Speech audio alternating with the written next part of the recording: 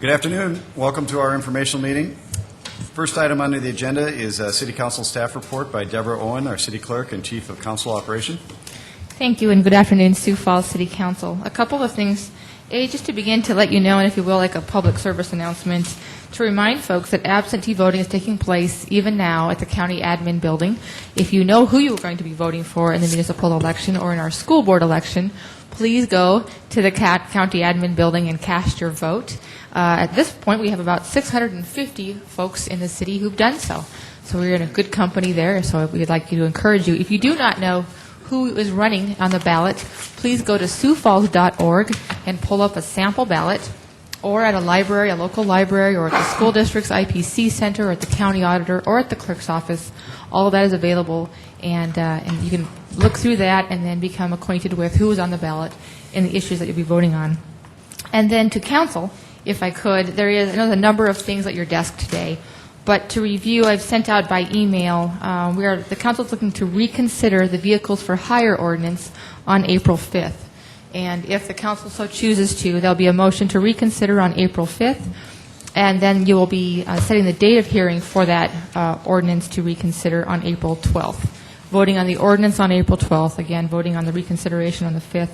What you have before you is kind of working through the document. There were some changes to add that the caps that would be adjusted would have an annual adjustment from the CPI index for transportation services.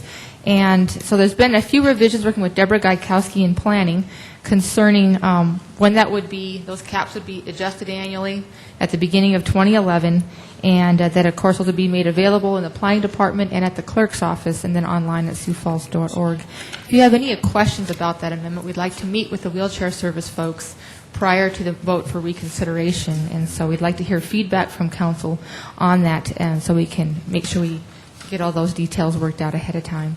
Thank you so much. Okay, is there anyone here from Mayor Munson's office who wants to speak? Okay, we'll move on to Audit Committee. Rich, you want to give a brief summary of what we did in the Audit Committee last week? Rich Oaksel, Lead Internal Auditor. We met last Thursday, and we reviewed and approved one report. I'll be scheduling that for 4 o'clock informational to present that report.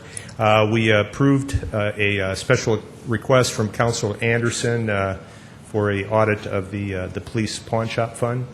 And then we had a discussion on some other audits that are in progress, and that was about it.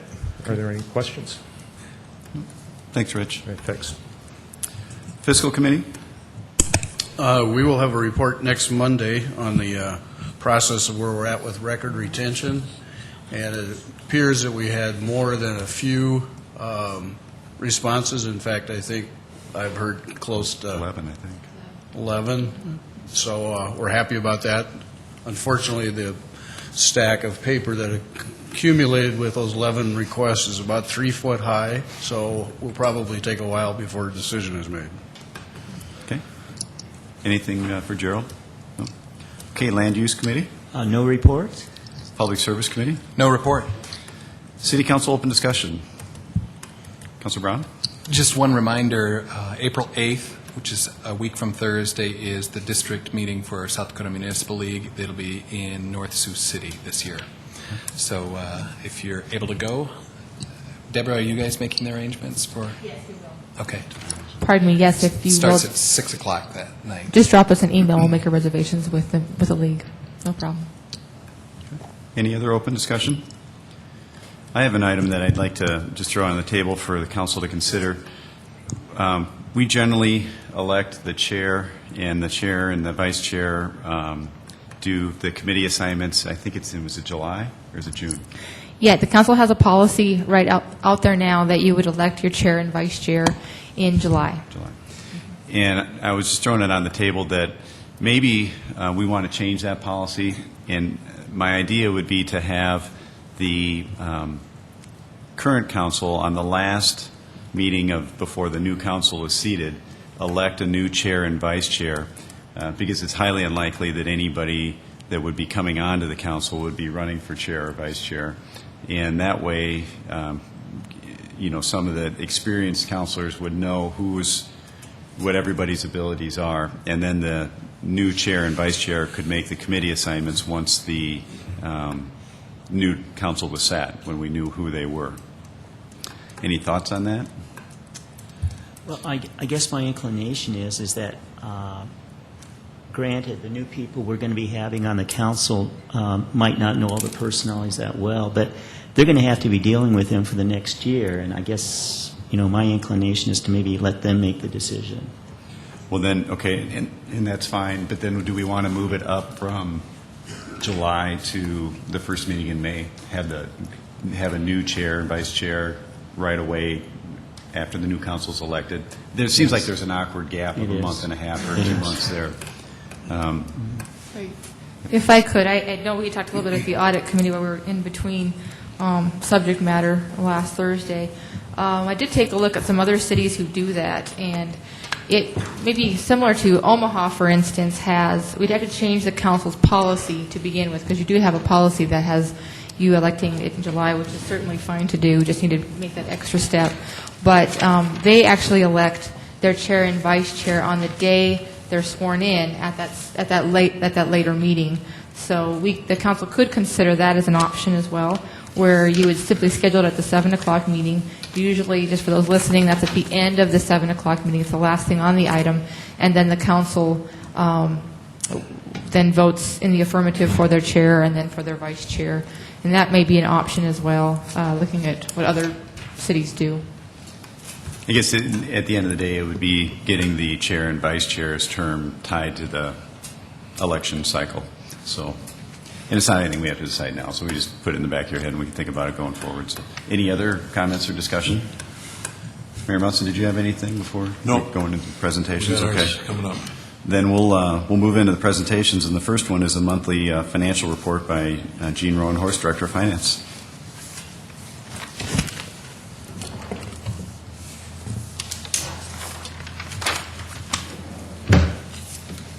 Gene Rowan-Horst, Director of Finance. Not a lot to talk about as we had in the past. The first quarter is kind of almost a lost quarter from the standpoint of things that are happening. When we look at, if you want to start just for a couple of points, on page 1, our ratios for unreserved fund balance and also for the unrestricted cash balance are well within the standards that have been set, the 25% and the 11%. Everything seems to be working fine there. There's really nothing new to report on the CIP fund, the sales and use tax fund. That's running along fine. Page 3 is the sales tax results as of the end of February, and you'll note that we were up by 5.7%. You've got on your desk a copy of the one it's hot off the press. We got it all finished about 2 o'clock this afternoon, results of the sales tax, and you can see that we're down to 2.3% to the good. It's positive, but it came down, and that's got to do with the number of, or a couple of one-time items that we had in the January report.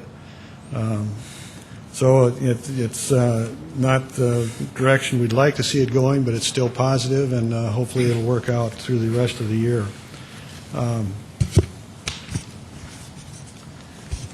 Then, just to point out to you, starting on page 9, looking at one of the so-called holdbacks on the capital program, any of the line items in the program there that are grayed out, they are on a holdback status, and pending how our revenues are looking coming in. So you can always keep track of what's going on there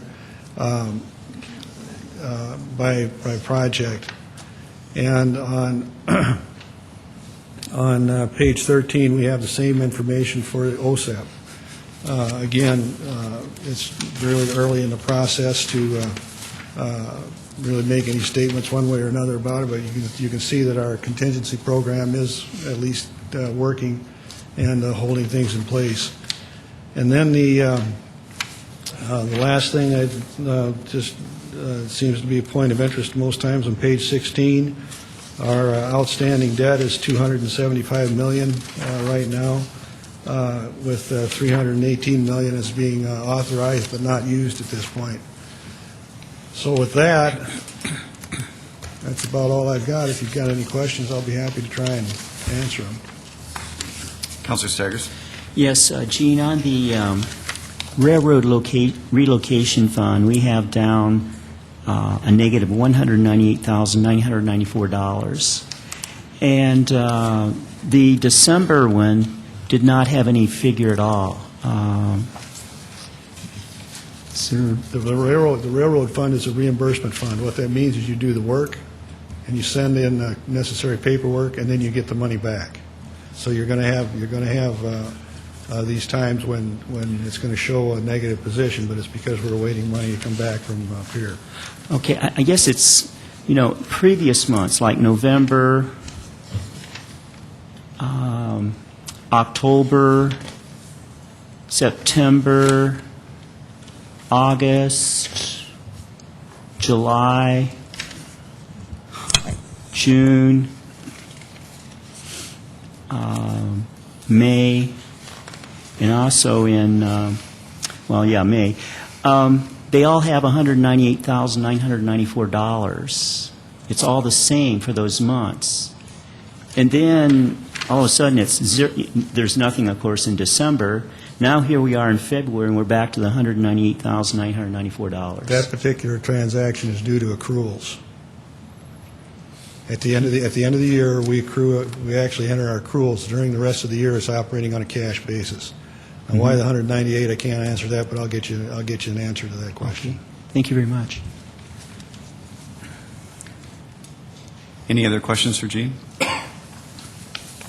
Mr. Chairman, with your permission, we'd like to flip-flop the next two items on the agenda. Okay. And we will have Mr. David Steen from Ide Bailey, Okay. who does our audit, and we have it. In fact, we just got that kind of off the press today, too, and they're prepared to give you a full report on the audit position. All right. I think Rich Oaksel had a couple of comments real quick, and then he was going to introduce. Okay, that's fine. Thank you, Gene. Yeah, I'm here representing the Audit Committee. The Audit Committee is responsible both for myself and staff auditors for the internal audit function, but also for the external audit that's required by state law, where we have a CPA firm under contract that does our financial statement audit. You should have a hard copy of the CAFR, which is the Comprehensive Annual Financial Report. Something that we started doing an internal audit last year, and we will probably do every year, is just do a review of that.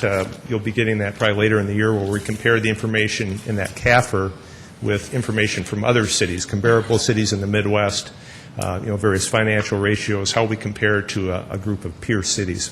So anyway, we have two partners here from Ide Bailey, our external firm, and I'll just turn it over to them. And if you have any questions, they'll be happy to answer those. Thank you. Thanks, Rich.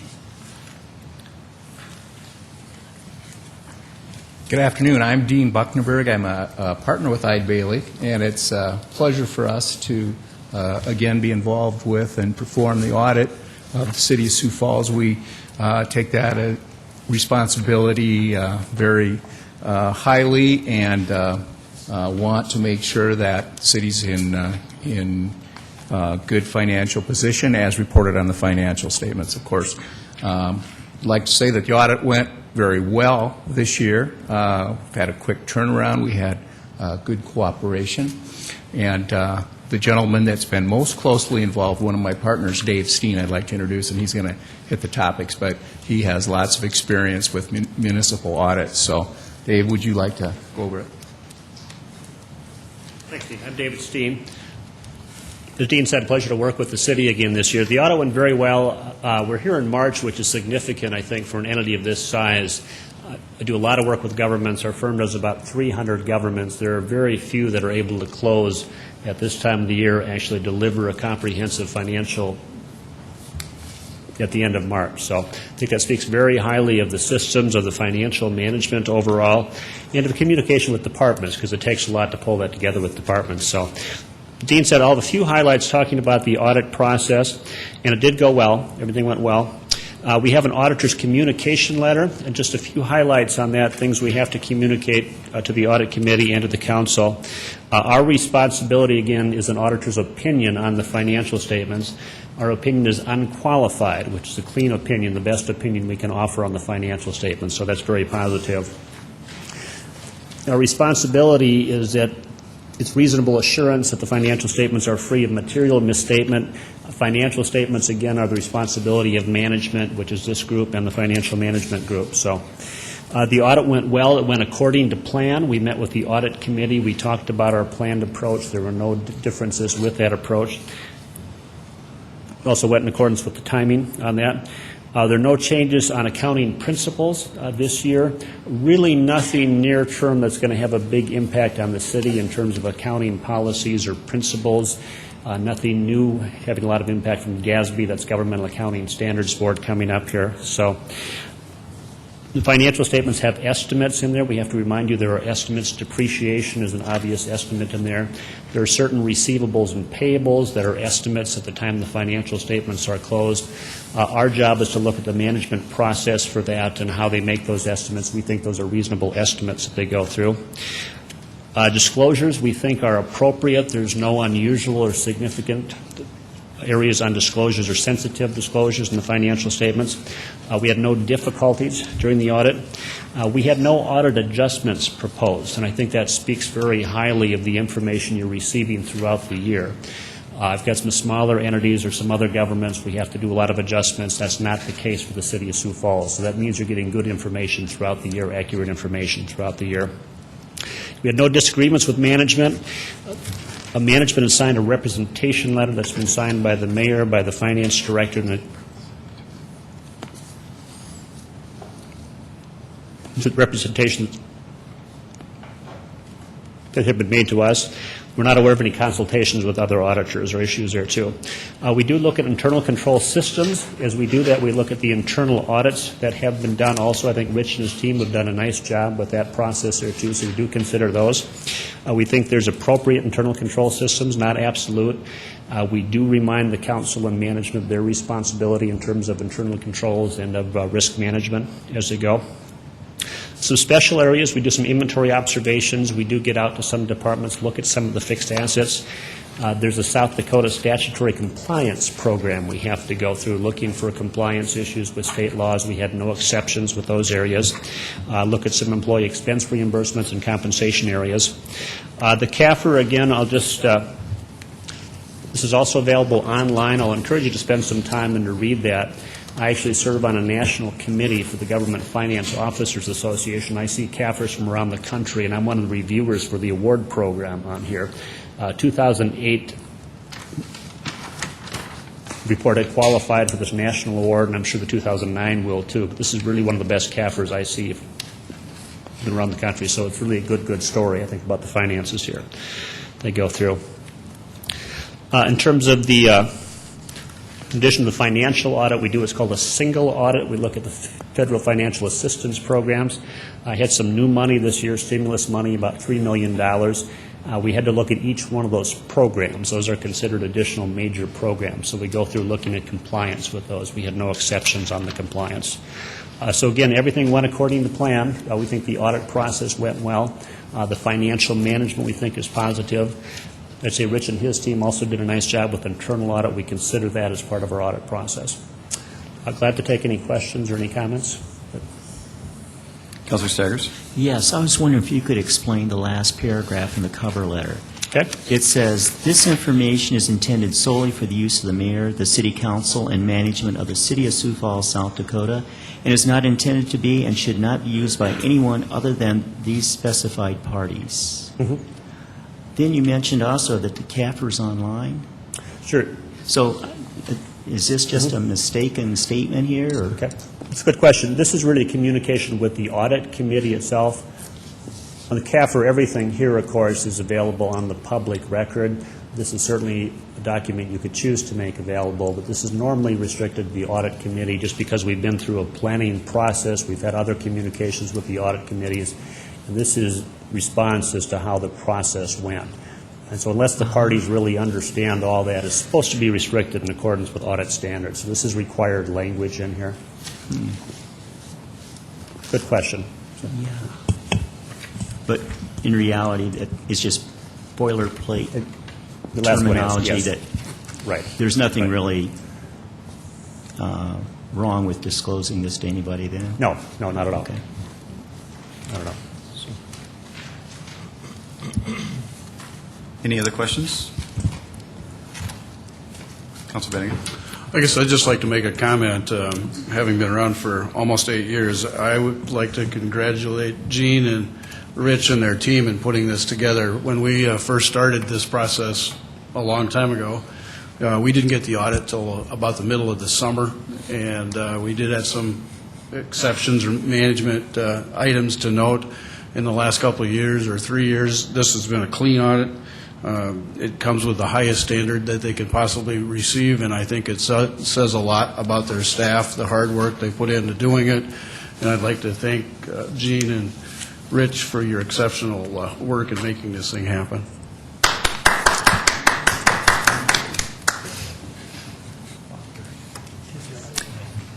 Any other questions for Mr. Steen? I think you're off the hook. Thank you very much. Thanks. Okay, we'll go on to the next presentation, which is the proposed ordinance regarding false alarms by Chief Barthel or Craig Schmidt. Good afternoon, Doug Barthel, Sioux Falls Police. Today we wanted to just discuss and answer any questions you might have about a proposed ordinance change that we'll be bringing before you a week from tonight for the first reading. This ordinance deals with burglar alarms, hold-up alarms, duress alarms, those types. There's quite a bit of history that goes with this. We've been working on it for, frankly, a number of years. And just to give you a little perspective on it, annually we, on average, go on about close to 2,400 alarm calls, those type of alarm calls yearly.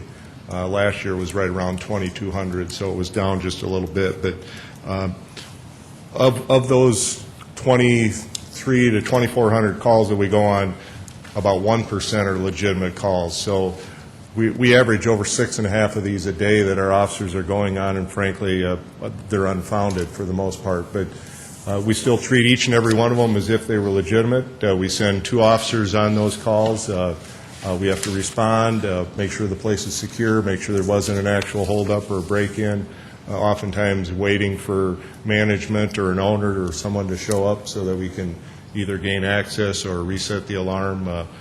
So it's very time-intensive. And then each and every day, Officer Greg Schmidt comes in, he reviews all the alarms that we've gone on over the past 24-hour period, looks for problem situations and tries to make contact with those folks and see if there aren't ways that we can't remedy that and reduce the number of times that we go out there in a false alarm.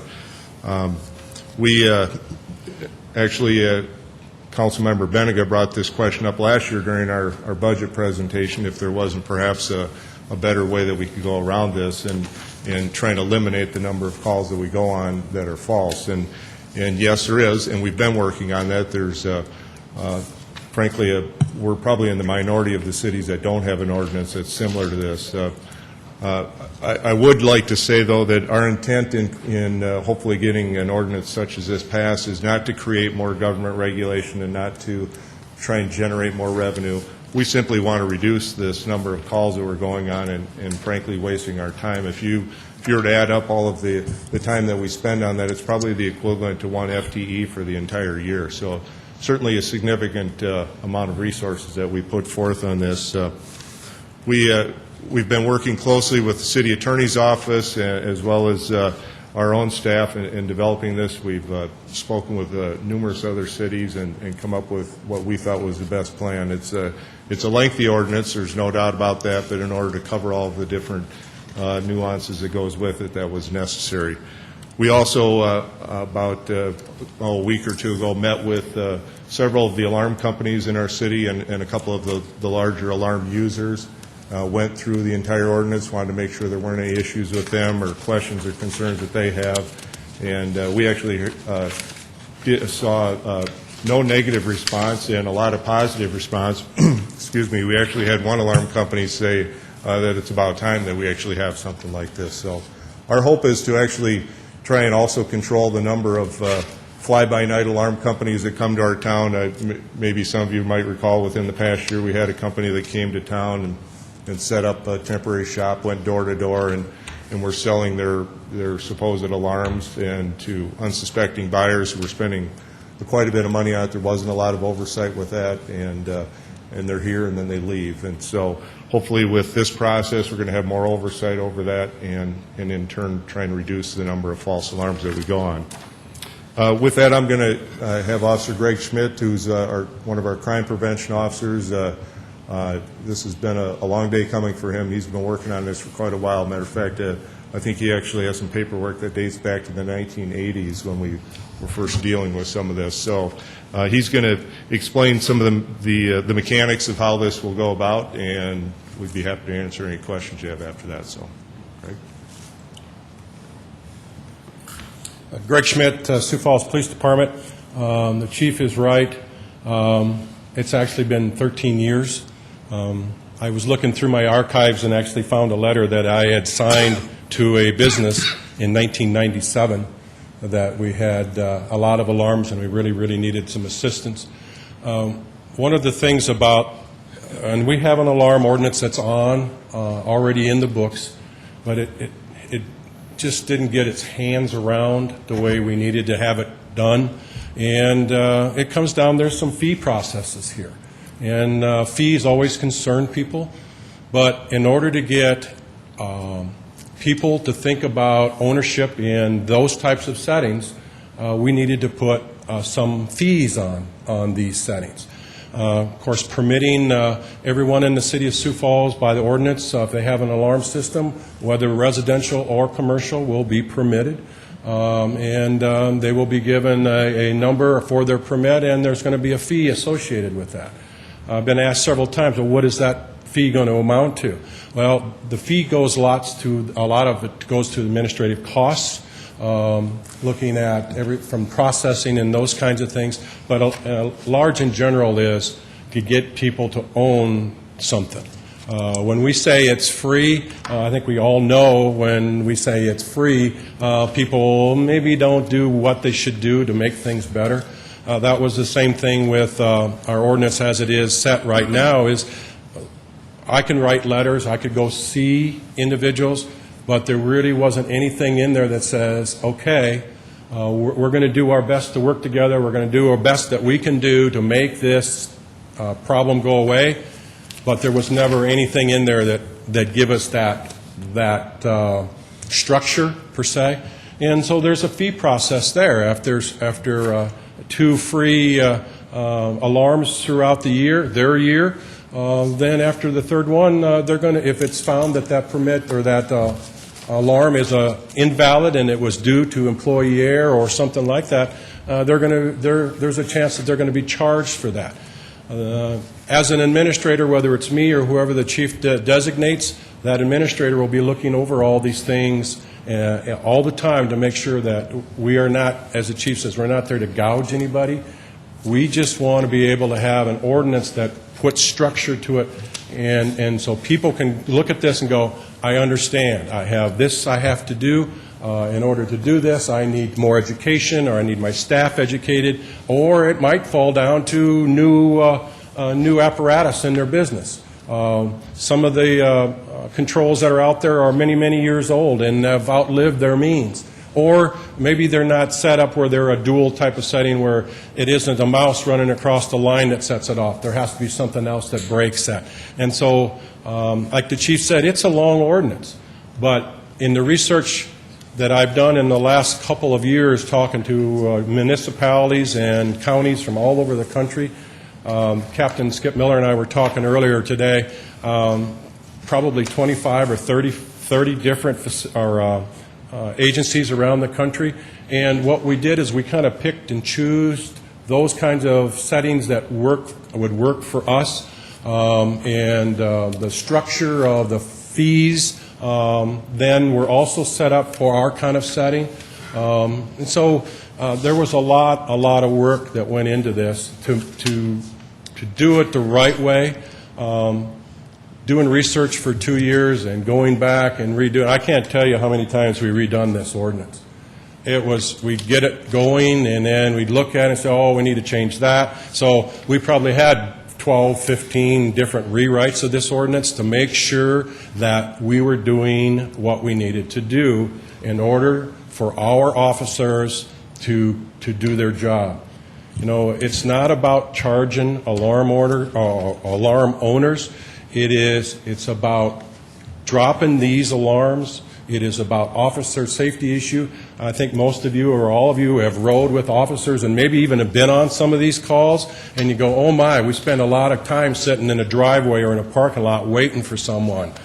Well, this ordinance addresses those kinds of settings. So we don't want our officers to drop their officer safety issues, because everyone has heard of the old cry wolf thing, that the little boy cries wolf so many times. We're not going to be prepared when we get there. We don't want anything happen to our officers or to the public because of those kinds of settings. So if we can do what this ordinance says, I believe that we're going to have a very good ordinance. And like the chief said, one of my main goals was to invite alarm companies and public users into a meeting, and I was totally surprised at the support. Because when it comes to adding fees and those kinds of things, people generally go, maybe I don't support that. We didn't have that. They just, like the chief said, there was one main operator in the city of Sioux Falls that said, we've been waiting for this. It's about time. It's a good ordinance, and let's run with it. So I'm going to stop at that, and I'll take any questions that you might have. Could you just give us real briefly, you get 2 free alarm calls, and then after that, what's the fee? If it's Mr. Costello's residence, you get 2 free, and then letters will be sent out that you have had an alarm. Here's some things to think about as in a proactive approach to go, we don't want you to have another one. Mm-hmm. And so there'll be crime prevention items on this letter. A second letter will go out if you get another one and go, okay, this is your second letter in your year time. We want you to know the consequences of setting off another one, and it becomes your fault. There's going to be a civil fine, or a civil fee assessed to you, reference to that coverage. And what will the fee be? $100. On the third one. And then is it $100? And then it goes up after that. Okay. The chief asked if I'd give the setting of the permits. What we're looking is, and we're talking about third party? Our goal is to contract with a third party administrator to help us with all the paperwork and those kinds of items. So that's where the letter process would come out. If we were to do it in our office, we would probably have to look to expand operations per se and have someone help with those types of letters. But with the third party, then they would be there to assist in those kinds of settings. And that's where a lot of the cash on as far as the fee goes, the residential and commercial, would go to administrative costs. And then now on to the $100. People say, well, where did that $100 come from? We looked around the country, looked at different organizations, and charging everything from nothing to $500 to $1,000 a time. We look at what it would cost to take our officers off the street, and if we figure out benefits, we figure out pay, equipment, those kinds of things, the fee that we have on here is actually less than what it would be is if we looked at 2 officers, and that's generally how our policy reads, is we send 2 officers. National stats tell us that it runs anywhere from $80 to $90 per officer for each 20 minutes that they're off the street. So if you start looking at some of these calls, we can be there 20 minutes, or we can be there an hour. Sometimes it's more than 2 officers because it's a large complex, so then it's 3 officers. So we looked at that fee base, and that was one of my concerns is we didn't want to, again, that word gouge, it's not to do that. The thing about it is it's there to deter. So if someone does get a fee assessed to them, reference that we hope that with the help partnering with us and alarm companies and monitoring companies that they're working with, that we can then take care of that issue so there isn't any more false alarms. Councilor Staggers? Yes, you mentioned that, this takes a lot of time and effort for the police to do this. And if this ordinance is passed into law, does that mean that we're going to be able to reduce our police force because we're not going to be having people going out? No, sir. It's putting the officers back where they need to be so we can take care of the calls that we have. As you all know, we have somewhere around 82,000 police calls. We want to keep the officers on the street. And by no means have we, the chief and I have talked about this numerous times, it's in the ordinance that says we could suspend going to those different calls, but we don't ever see that ever happening because that's part of what we do. But if there is a way for us to fix those issues, working with the residents and the commercial users, that's what we want to do. Again, it's not just here you go, do it or else. We're here to be that partner, that third partner in this whole process, so people can understand that this is a big thing. It's taking officers off the street for balloons that are in a business that are setting off alarms, or a dog that's running at large in their home. It's just things like that. So we have plenty of calls to do. We want to just use that time more to the benefit of the citizens and the visitors of our town. Okay, well, you have... Can I ask one more follow-up? Do we have an ordinance in Sioux Falls requiring alarm systems? No. Then I'm wondering, this does seem pretty bureaucratic. I mean, we have 23 pages, lots of fees and penalties and all that kind of stuff. Would there be the possibility that people will just say, hey, forget it, I don't even want to have an alarm system? Sure, that's a possibility. The thing about, though, and when I said we talked about how lengthy it is, and probably almost every section, unless it's administrative type of setting, I could put a name on it from what other jurisdiction around the country that this was the reason that this jurisdiction put in this part was because somebody's circumventing the system or it wasn't working or things like that.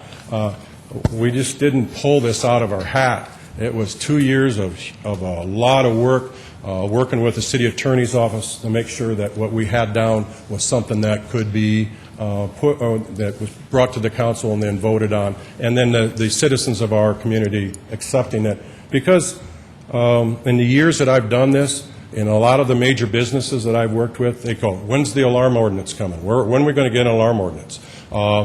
Major companies that come into town, their distributors will call and say, what is the fee for an alarm ordinance? And so we don't have one right now. And they go, oh, really? Well, we do it in every other city. And it isn't because every other city does it. It is, we believe it's time to put structure behind it so we can take care of the process. I looked today, and as of 2010, we get one new activation that I have not heard about every 2 days. Prior to that, I was getting one every day. So it's starting to go down a little bit. But, in my 5 or 6 years that I've been doing statistics on this, I have over 2,000 activations that have names on them, whether it's residential or commercial, that have had activations in 5 years. And several of them are multiples, where we're always dealing with going there, and again, it falls back officer safety. Our guys and gals go sit in the parking lot or whatever, start doing the paperwork, and we don't know if it's a real one. And so we want to get away with a lot of that stuff. So yes, it is long, but we believe that it's a necessary thing to do in order to cover all our bases. Okay, we've got a number of questions. We'll go with Jamison, Anderson, Brown, and then Litz. I think it's important that we address this issue. I'm just wondering, have you thought of whether or not it'd just be easier to write a citation to a business owner every time you go out for an alarm call? If it's false, then they get a citation. And I know you need to define what is and isn't an alarm, but this seems to be, I guess I'm concerned about the registration fees and the license fees, all those things. Having businesses and places that are having no false alarm issues paying for part of the service when in fact it's really those guys who are not being proper business owners and managing their systems well that are really the ones at fault. And I'll answer a little bit of that, and then I'll turn it over to the chief. We looked at this ordinance also is how do you do an assessment? If we truly want to know what's going on, how do we do an assessment? Well, we looked at exactly what you talked about, but we go, there's no way for us to know truly what the numbers would be as far as dropping in calls and those kinds of things. And so that was why that was done, to look at the assessment part. So in a year's time, you call us back in and say what's going on with the assessment.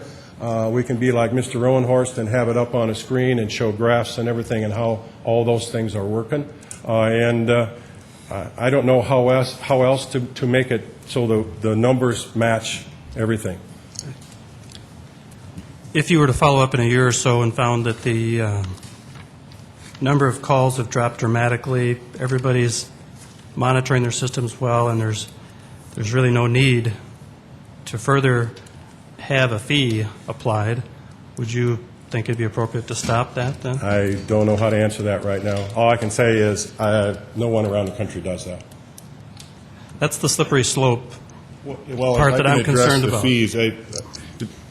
The fees are, first off, as an alarm company, you have to pay an application fee. It's $75, and after that, it's $35 per year to register your company. And as we said, we spoke with the companies. They don't have an issue with that. As an alarm user, for residential, it's $35 per year and $25 per year if it's or commercial is $35 and residential is $25. So as to the cost, that's a little over $2 a month that you're paying for virtually unlimited police services to come out and answer your alarm. Because right now, we have people that will install an alarm in their house. They could care less if the dog sets it off, the kid sets it off, the cleaning lady, because the police will just come, and we provide that service. And granted, you pay taxes, and that's what it's about. But on the other hand, is that really a good use of your tax dollars? So without having that in place, a lot of that's going to, or a portion of it's going to pay for this administrator that's going to take care of this, because we don't want to create even more work to do the bookwork and the paperwork on the other end of this thing. So, and frankly, we don't know who all has alarms out there. The alarm companies have that, and they will provide that to us, and that information will go on to them. But if there isn't if you don't have some say in the game, there really isn't a lot of incentive for you to want to abide by the rules. So it's, I mean, we can certainly provide it for nothing, but then we're kind of back to where we are right now. Is that really good use of our resources? Councilor Anderson. Earlier in your presentation, you said that about 1% of the 2,400 alarm calls are actual real calls.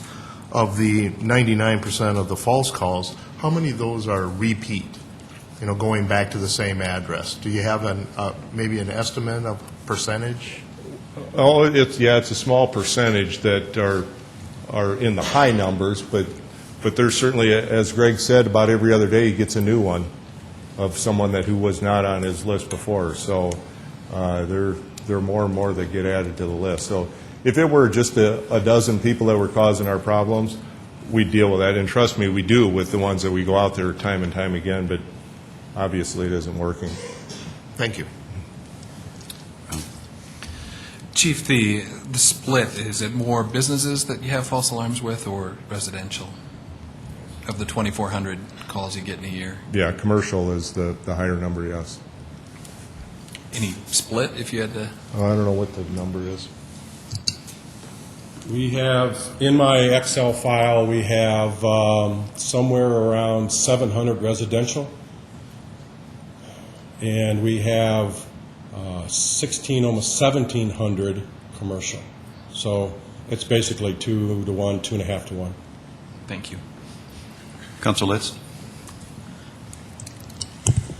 Thank you, Mr. Chair. I'd like to know what the top 3 reasons are for false alarms. Or you got to have a couple, 3 that seem to be pretty consistent. I would guess, and Greg probably answered better, but I would guess that it's user error.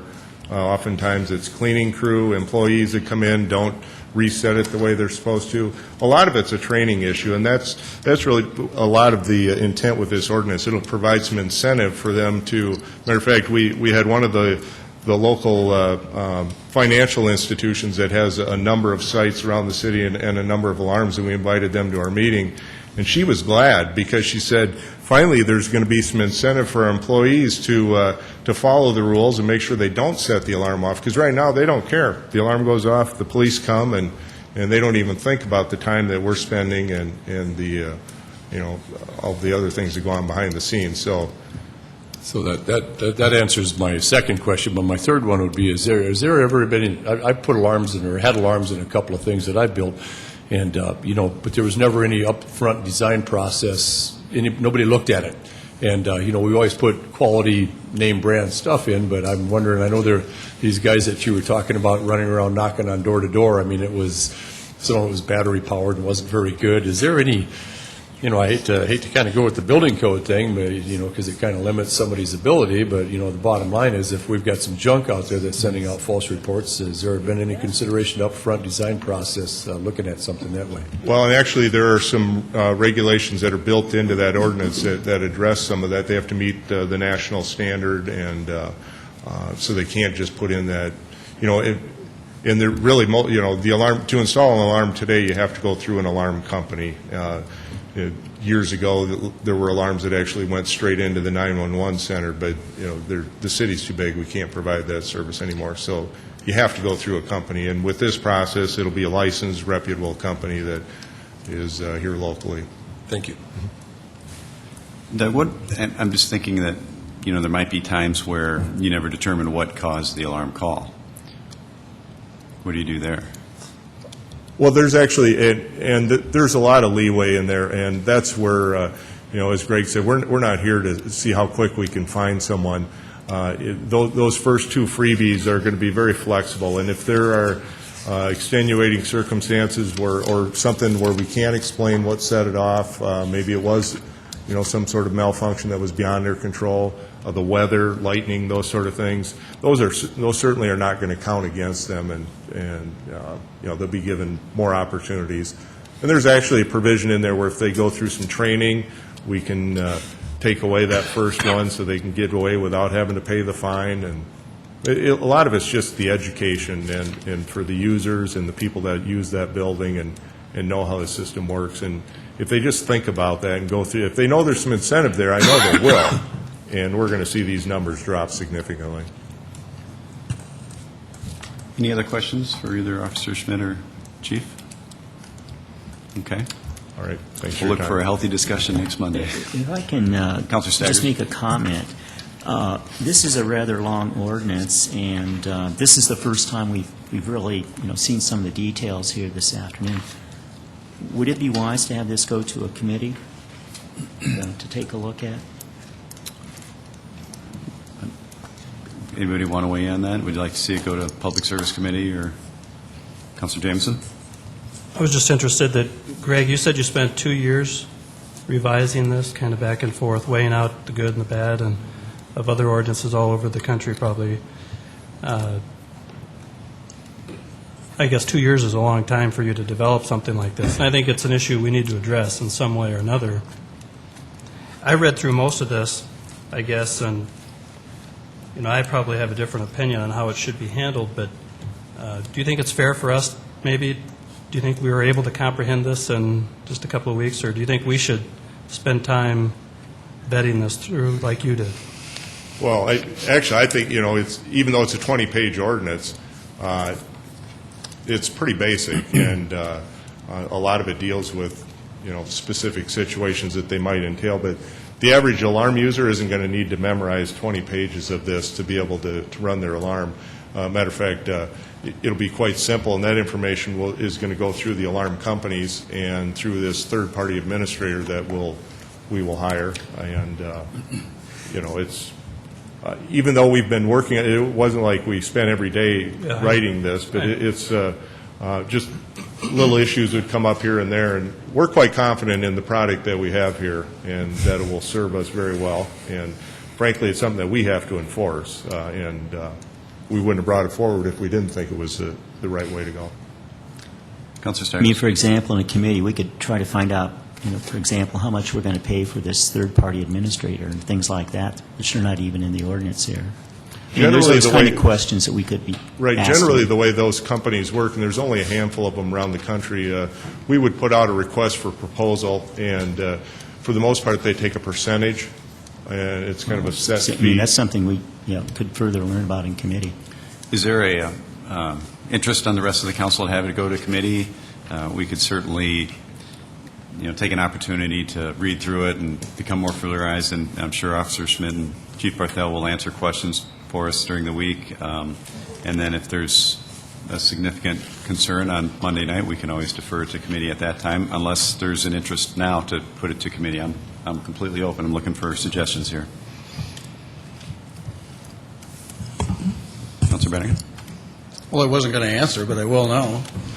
I have no reason not to be able to just read through it, and if I got questions, I'll bring them up next Monday night. And if we have other concerns, I think we can defer it for a longer period of time. It's not that complicated.